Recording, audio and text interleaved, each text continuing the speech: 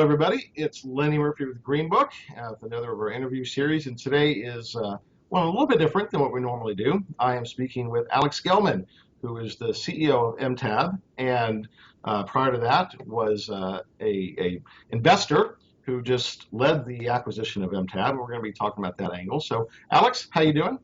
Doing well, Lenny. Thanks for having me. Well, thanks for coming in. So, first, congratulations on the acquisition. Thank you very much. It's been a great ride so far.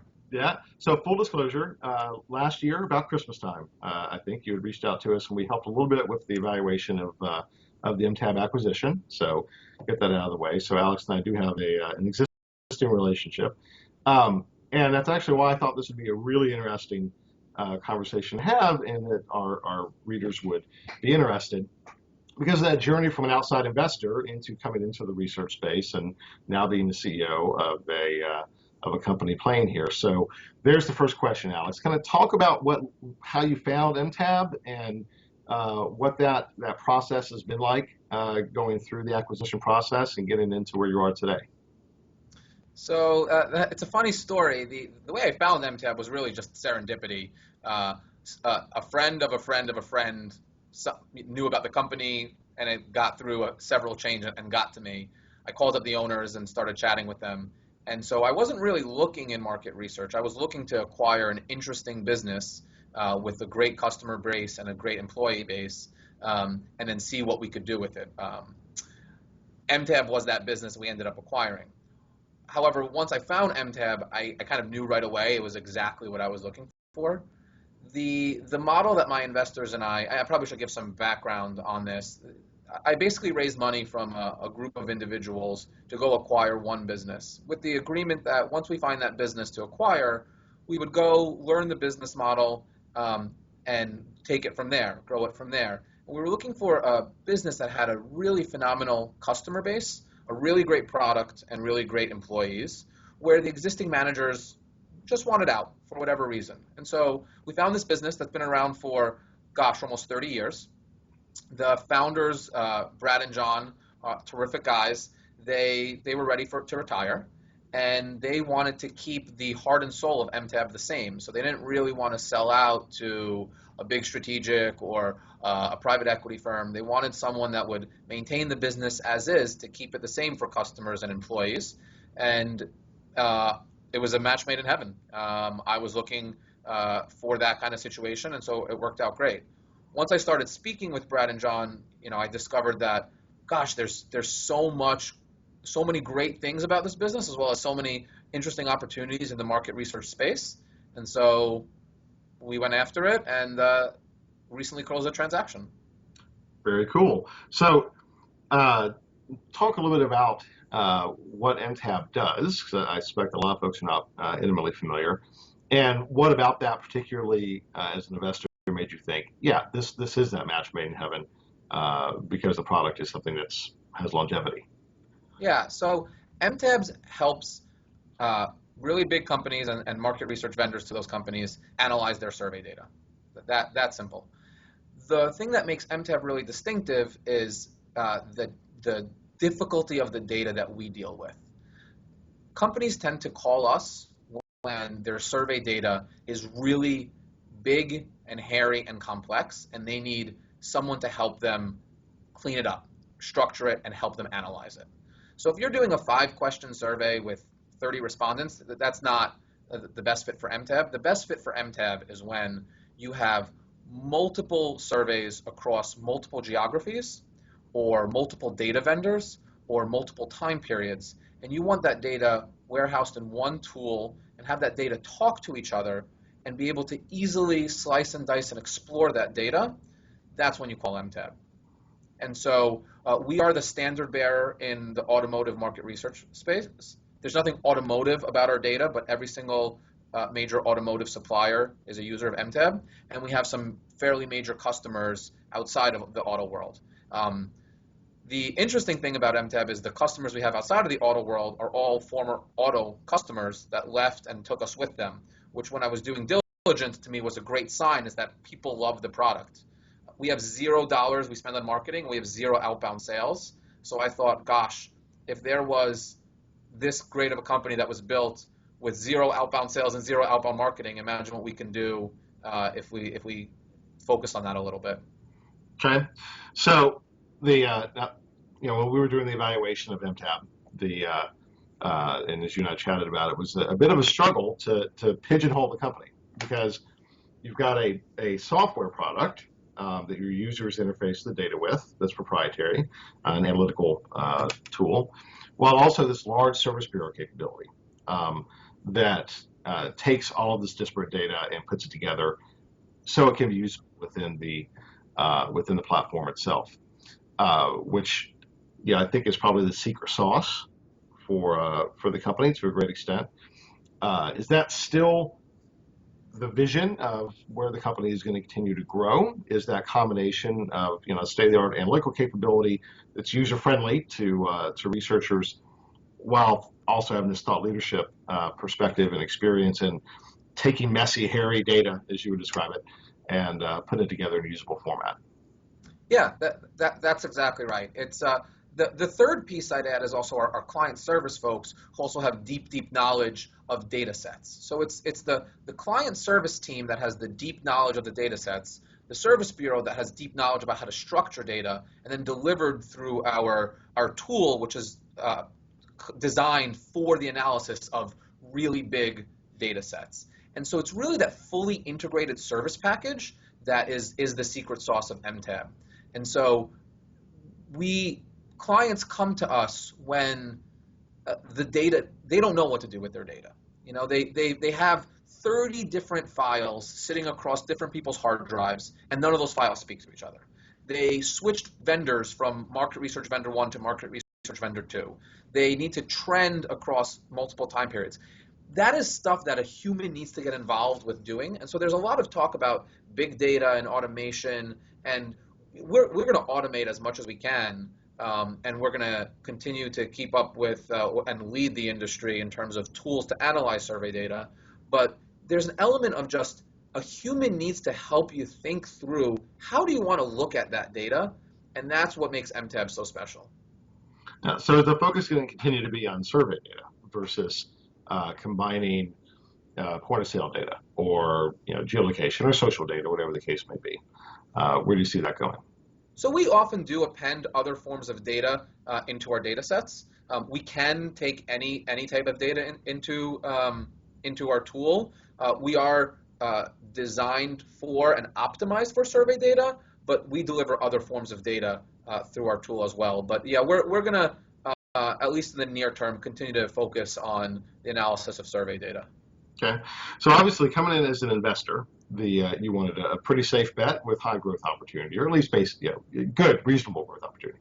There's a lot of conversation in the industry from being disrupted from the business intelligence category, particularly when it comes to analysis. Companies like Tableau and these other complex packages.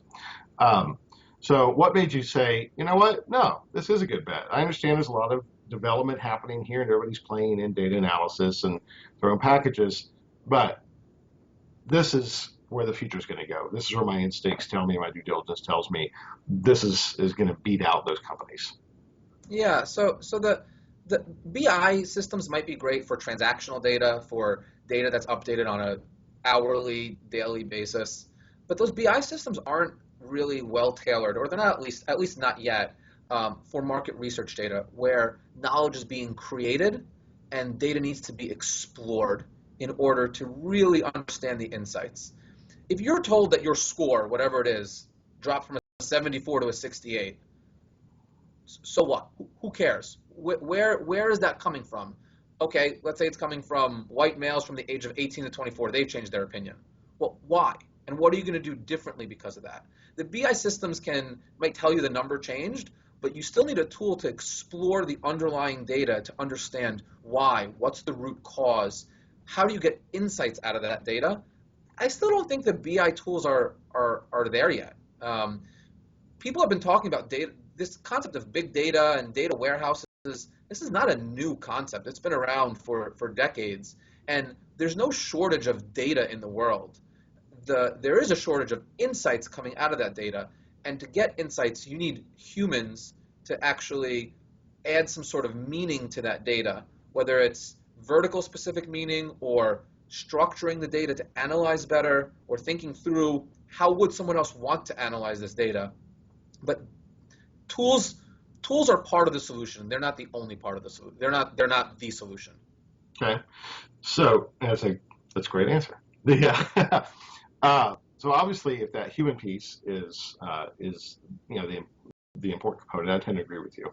Then that also means that eventually you're going to run up against a human capital bandwidth issue.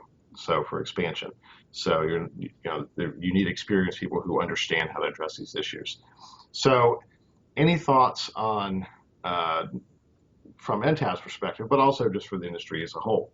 Where do you see things going to try and address that potential barrier in the next few years of people who really are uh, deep in with data and understand data versus experience just using a tool?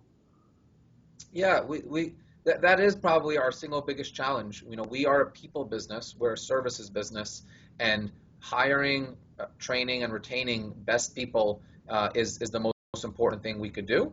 And a lot of what we do is through the apprenticeship model. Our average tenure here is over 10 years long. And so our barrier to scale is where do we find these really phenomenal people? How do we train them up? And how do we make sure we keep them? Because that's the secret to our growth.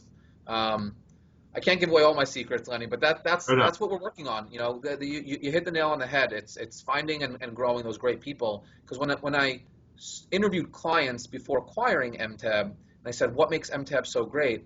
It was constantly the people, and specific people were called out, saying, this person, she goes above and beyond. She anticipates how I'm going to look at the data months before I even look at the data that way, and structures my data set in a way that it's going to be easier for me to look at it 3 months down the line in a way that I'm not even thinking about yet. You can't you can't uh, you can't get that right out of college. You have to train someone to think that way. Yeah. So that's interesting. Maybe it's a whole new class of person rather than a data scientist. You have a data consultant.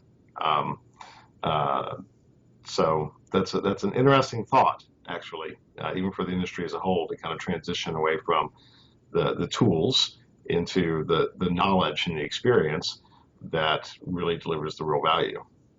Yeah, and so I'm going to give you another example. I was out in Detroit meeting with one of our clients, and we got called into a meeting with IT about a data set that wasn't even in our tool. They were trying to look at a data set for marketing purposes, and they brought in our client service person because this person, John Sevick, knew the data better than anybody else. And so these big clients are using data or spending millions and millions of dollars on buying these data sets. And if you're spending that much money on buying data sets, you want to make sure you're getting the most out of them. And a data set from 2013 or 2014, it's not out of date right now.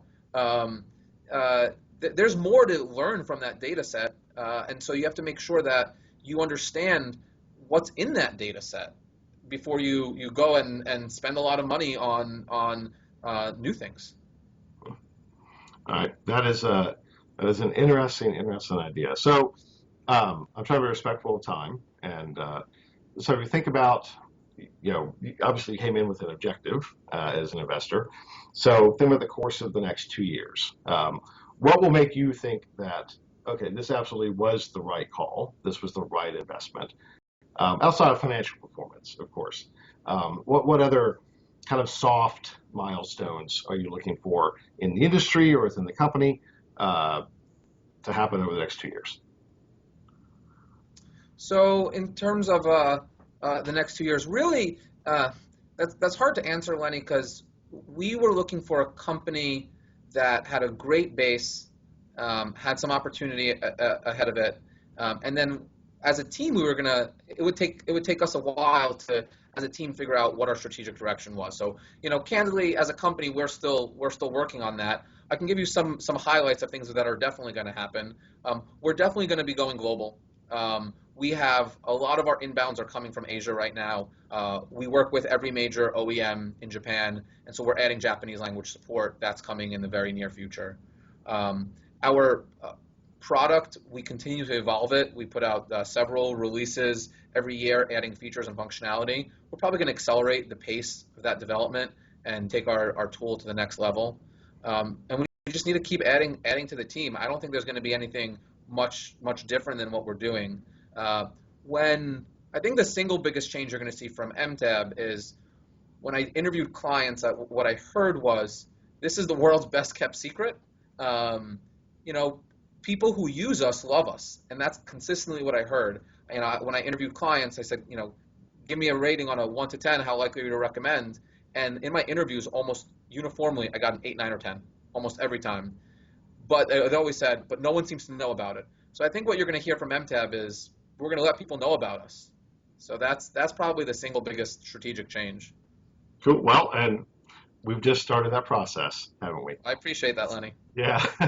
Now, you know, Alex, you were a joy to work with, and it was fun diving into mTAB during that evaluation process, and we're working together. And I agree. I think that it's a pretty special company that you found, and I can't wait to see what you do with it. It is one of the best kept secrets, so I think it's going to be really interesting to see where things go. Fantastic. Thanks, Lenny. And you and your team were phenomenal as well. So thank you for everything. Oh, okay. The check's in the mail, Alex. All right, my friend. That was great. Appreciate it, and we'll talk soon. Great. Be Okay. well. Thanks. You too.